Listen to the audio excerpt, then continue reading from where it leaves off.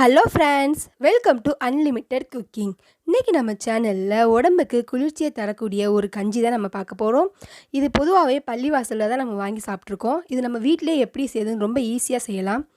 இது நீங்கள் செஞ்சு சாப்பிடும்போது உங்கள் உடல் சூட்டை தணித்து ரொம்ப குளிர்ச்சியை தரும். இது நீங்கள் நம்ம சேனலுக்கு புதுசுனா சப்ஸ்கிரைப் பண்ணிக்கோங்க. மறக்காமல் பெல் ஐகான் பட்டனை கிளிக் பண்ணிக்கோங்க. வாங்க எப்படி செய்யலான்னு பார்க்கலாம். பாசிப்பருப்பு ஒரு 50 கிராம் அளவு எடுத்து லேசாக வறுத்துக்கோங்க. அது ரொம்ப ப்ரௌன் கலர் ஆகக்கூடாது, லைட்டாக சூடேறினா போதும். பாருங்கள், இந்த மாதிரி நல்லா வறுத்துக்கோங்க. கலர் மாறக்கூடாது. லைட்டாக சூடேறிச்சு. நான் ஒரு பாத்திரத்தில் ட்ரான்ஸ்ஃபர் பண்ணிட்டேன். இப்போ 1 ஸ்பூன் அளவு வெந்தயம், அதையும் லைட்டாக வறுத்துக்கோங்க. இதுவும் லைட்டாக சூடேறினா போதும். வெந்தயம் ரொம்ப வறுத்தாச்சுன்னா நோம்பு கஞ்சி கசக்க ஆரம்பிச்சிடும். போதுங்க. இதையும் ஒரு பாத்திரத்தில் ட்ரான்ஸ்ஃபர் பண்ணிக்கலாம். வெந்தயம் நீங்கள் வறுக்கிறதுக்கு பதிலாக 2 மணி நேரத்துக்கு முன்னாடி ஊற வச்சும் நீங்கள் போடலாம். இப்போ நான் ஒரு குக்கரில் 1 கப் அளவு பச்சரிசி எடுத்திருக்கேன். இப்போ அதை போட்டுக்கலாம். 1 கப் அளவு பச்சரிசிக்கு 15 கப் தண்ணி ஊற்றணும். அதே கப்பில். இல்லை கஞ்சி ரொம்ப கெட்டியாயிரும். இப்போ நான் தண்ணி ஊற்றியாச்சு. இப்போ நம்ம வறுத்து வச்ச பாசிப்பருப்பு போட்டுக்கலாம். வறுத்து வச்ச வெந்தயம், இப்போ 2 தக்காளி நான் கட் பண்ணி வச்சுருக்கேன், அதையும் போட்டுக்கலாம். ஒரு 10-15 சின்ன வெங்காயம் எடுத்து வச்சுருக்கேன் உரித்து, இப்போ அதையும் போட்டுக்கலாம்.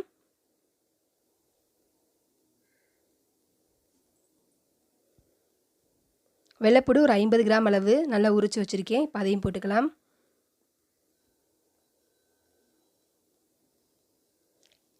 பச்சை மிளகா உங்களுக்கு காரத்துக்கு ஏற்ற மாதிரி நான் 2 பச்சை மிளகா போட்டிருக்கேன். பொடி பொடியாக கட் பண்ண இஞ்சி, இப்போ கொத்தமல்லி தழை, புதினா தழை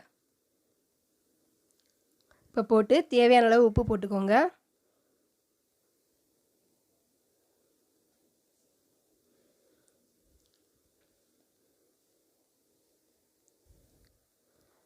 இப்போ நல்லா கலந்து விட்டுக்கிறேன். பாருங்கள், இந்த மாதிரி கலந்து விட்டுக்கோங்க.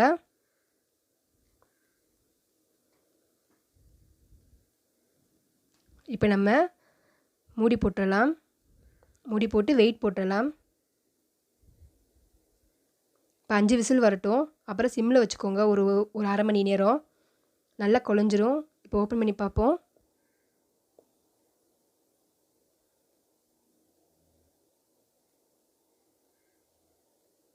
பாருங்கள், நல்லா சூப்பரான கஞ்சி ரெடி ஆயிடுச்சு.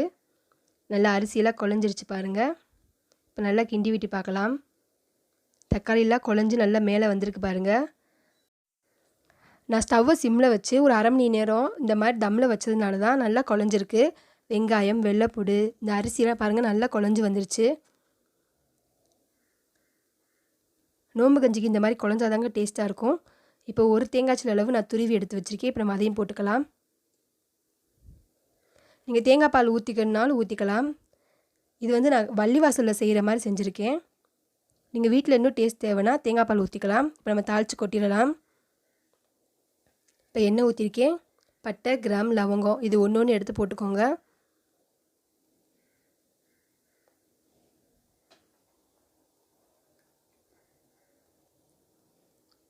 லைட்டாக ப்ரௌன் கலரில் வரட்டும், அப்போ தான் நல்ல வாடையாக இருக்கும்.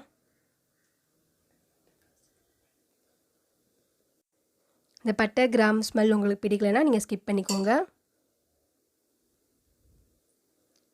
பாருங்கள், இப்போ நான் கருவேப்பிலை, புதினா, கொத்தமல்லி தழை அதையும் போட்டுக்கிறேன். லேசாக கிண்டி விட்டுக்கோங்க.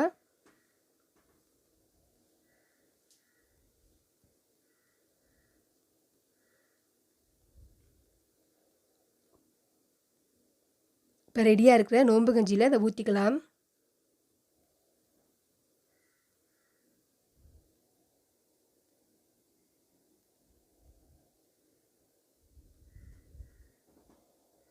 பாருங்கள், ஊற்றி நல்லா கிண்டி விட்டுக்கோங்க. ரொம்ப சூப்பரான பள்ளிவாசல் நோம்பு கஞ்சி ரெடி ஆயிடுச்சு. நீங்கள் இந்த மாதிரி கஞ்சி பண்ணிங்கன்னா ரொம்ப டேஸ்டியாக இருக்கும். நல்ல மணமாகவும் இருக்கும் சாப்பிட்றதுக்கு. இது குட்டி பசங்களுக்கு கூட கொடுக்கலாம். உடம்புக்கு ரொம்ப ஹெல்த்தியானது.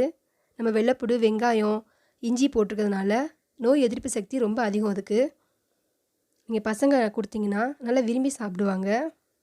உடம்புக்கு நல்லா குளிர்ச்சி கொடுக்கும். இந்த வெயிலுக்கு சூட்டை தணித்து குளிர்ச்சியை கொடுக்கும்.